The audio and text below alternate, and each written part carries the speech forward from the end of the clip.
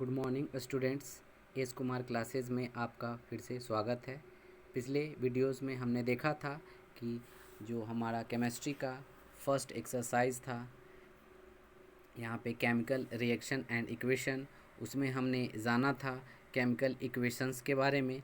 आज हम इस वीडियो के माध्यम से जानेंगे कि writing a chemical equation means जो रासायनिक समीकरण होता है उसको किस प्रकार से लिखा जाता है, उसके बारे में हम इस वीडियो में जानने की कोशिश करेंगे। तो आइए अब हम अपने टॉपिक पे चलते हैं।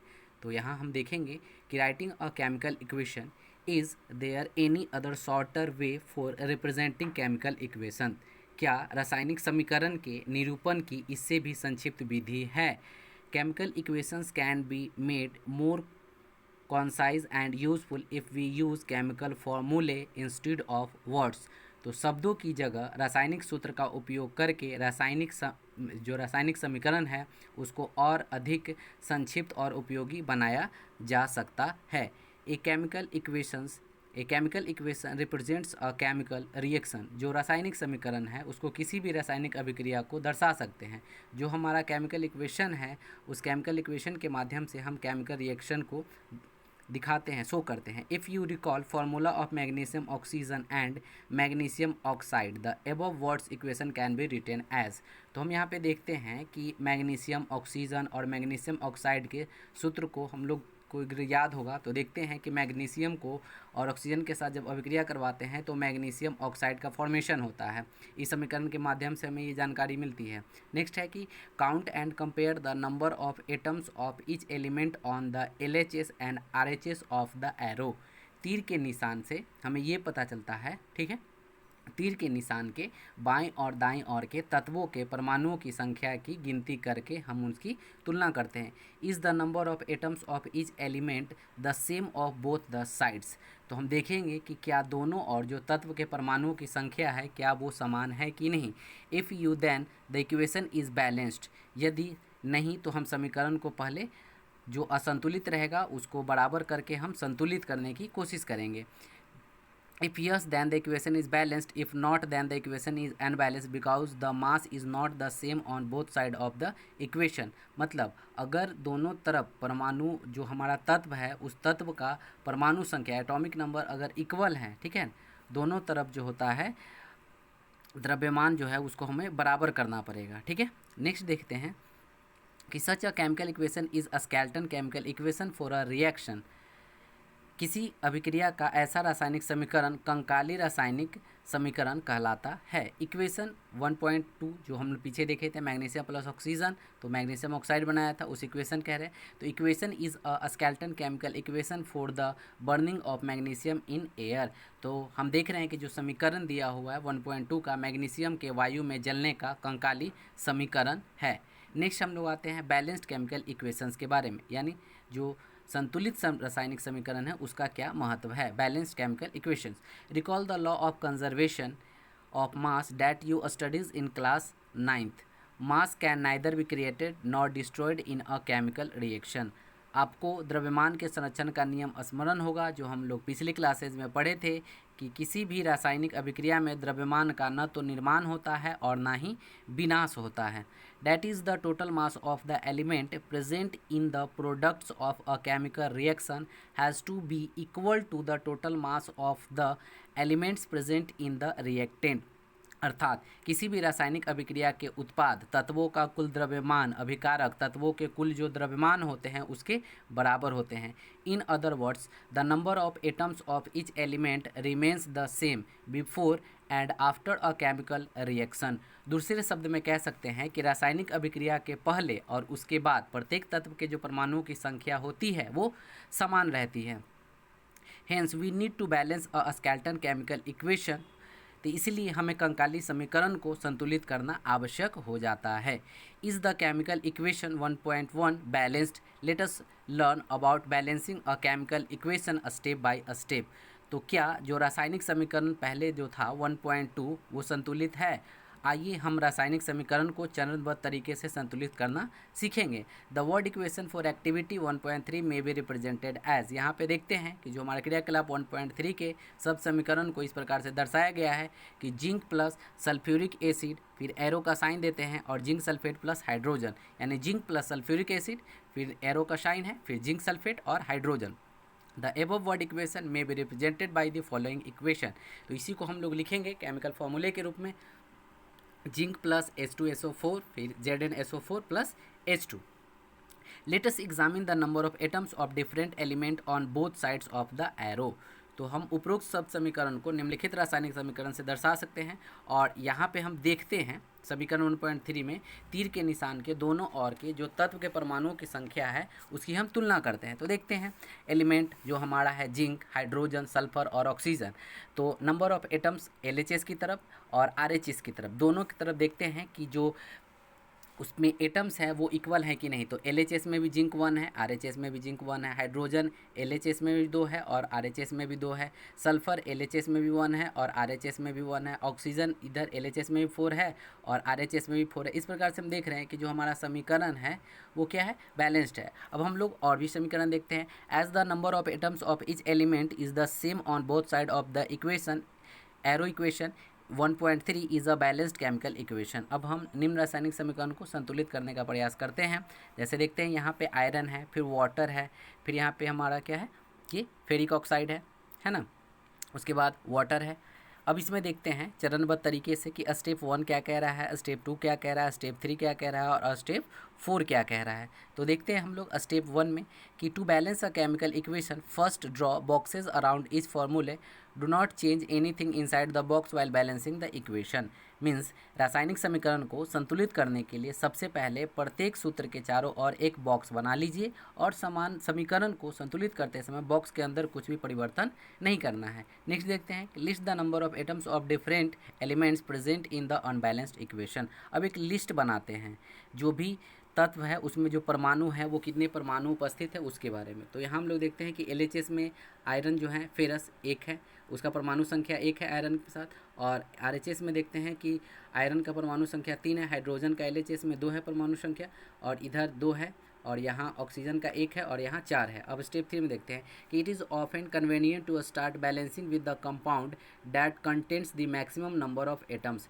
सुविधा के लिए सबसे अधिक परमाणु वाले यौगिक को पहले संतुलित कीजिए और फिर क्या करेंगे कि चाहे वो अभिकारक हो या उत्पादक हो, it may be a reactant or a product in that compounds select the element which has the maximum number of atoms. और उस यौगिक में सबसे अधिक परमाणु वाले तत्व को चुनिए और इस आधार पे जो हमारा फेरिक ऑक्साइड है और उसमें ऑक्सीजन तत्व को चुनते हैं और दाईं और ऑक्सीजन के चारों ओर परमाणु और बाईं और केवल 1 रखते हैं। उसी को लिखा हुआ है कि using this criteria we select Fe3O4 and the element oxygen in it there are 4 oxygen atom on the RHS and only 1 the LHS। अब बैलेंस करते हैं तो हम देख रहे हैं कि atoms of oxygens in reactant in product दोनों तरफ हमें बैलेंस करना होगा।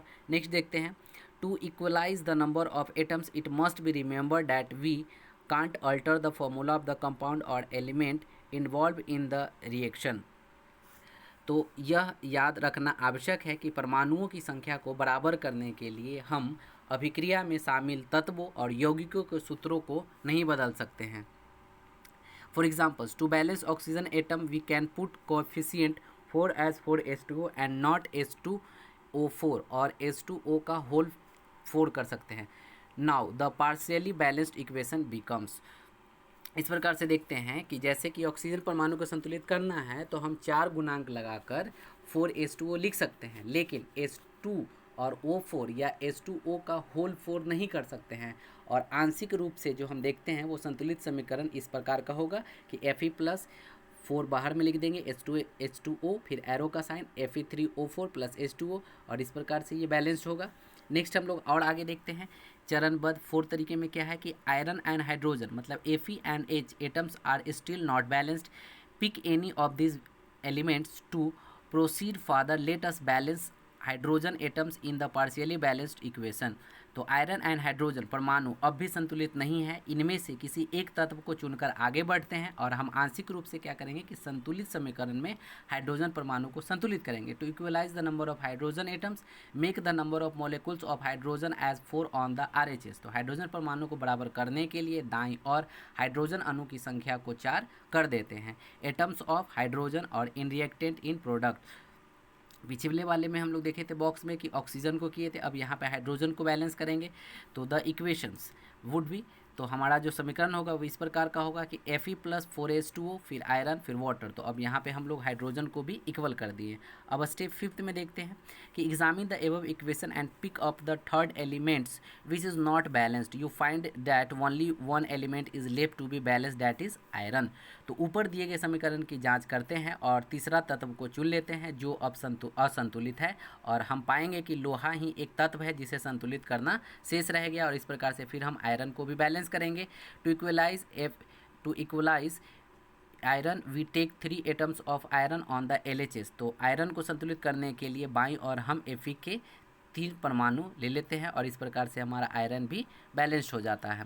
तो 3Fe + 4H2O फिर Fe3O4 + 4H2O। अब 6 में देखते हैं finally to check the correctness of the balanced equation we count atoms of each element on both side of the equation. तो अंत में इस संतुलित समीकरण की जांच के लिए हम निम्नलिखित समीकरण जो दिया हुआ है दोनों और के तत्व के परमाणु की संख्या का परिकलन कर लेते हैं। ठीक है, यहाँ पे हम लोग देख लिए 6 नंबर में क्या है कि the number of atoms of element on both side equation 1.9 are equal, this equation is not balanced. तो हम समीकरण में देखते हैं कि दोनों और के तत्वों के परमाणु की संख्या बराबर है और इस प्रकार से अब संतुलित समीकरण जो है वो अब संतुलित हो गया। This method of balancing chemical equation is called hit and trial method as we make trial to balance the equation by using the smallest whole number of coefficient. तो रासायनिक समीकरणों को संतुलित करने की इस विधि को ही हम लोग हिट एंड ट्रायल विधि कहते हैं, क्योंकि सबसे छोटी पूर्णांक संख्या के गुणांक का उपयोग करना समीकरण को संतुलित करने का प्रयत्न करते हैं।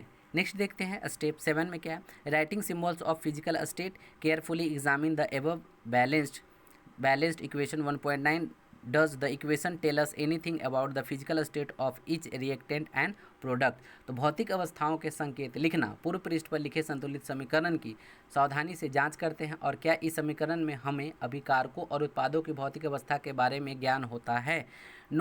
No information has been given in the equation about their physical state. तो इस समीकरण में उनकी भौतिक अवस्थाओं की कोई जानकारी नहीं होती है। To make a chemical equation more informative the physical states of the reactant and products are mentioned along with their chemical formulae. रासायनिक समीकरण को अधिक सूचनापूर्ण बनाने के लिए अभिकारकों तथा उत्पादों के रासायनिक सूत्र के साथ उनकी जो भौतिक अवस्था होती है उसको दर्शाया जाता है। The gaseous, liquid, aqueous and solid state of reactant and product are represented by the notation G, L, aqueous and solid respectively। तो अभिकारकों तथा उत्पादों के गैस, द्रव, जलीय तथा ठोस अवस्थाओं के क्रम से G, L, aqueous and S से दर्शाया जाता है।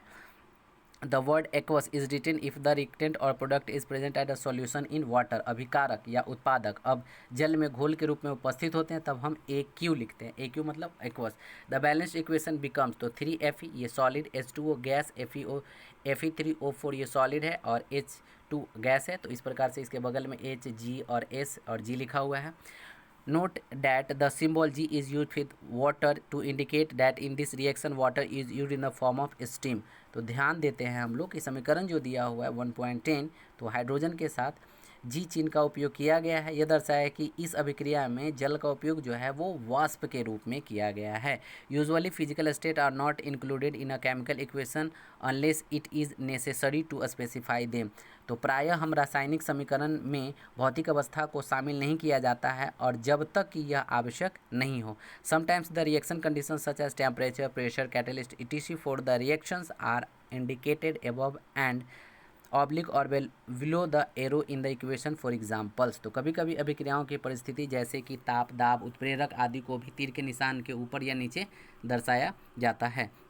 नेक्स्ट हम लोग देखते हैं कि कार्बन मोनोऑक्साइड है तो ये गैस है, हाइड्रोजन है तो ये गैस है, तो इसको हम लोग रिएक्ट कर रहे हैं। टेम्परेचर कितना है 340 एटमॉस्फेरिक प्रेशर।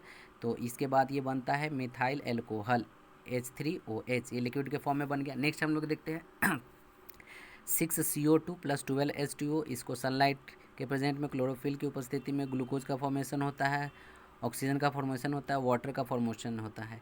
तो नेक्स्ट क्या है कि using this step can you balance given in the text aerial. तो हम इस प्रकार से देखें कि आप पुस्तक में दिए गए समीकरण को संतुलित कर सकते हैं। और इस प्रकार से हमने ये जाना कि कैसे जो है वो किसी भी रासायनिक अभिक्रिया को हम लोग बैलेंस करेंगे।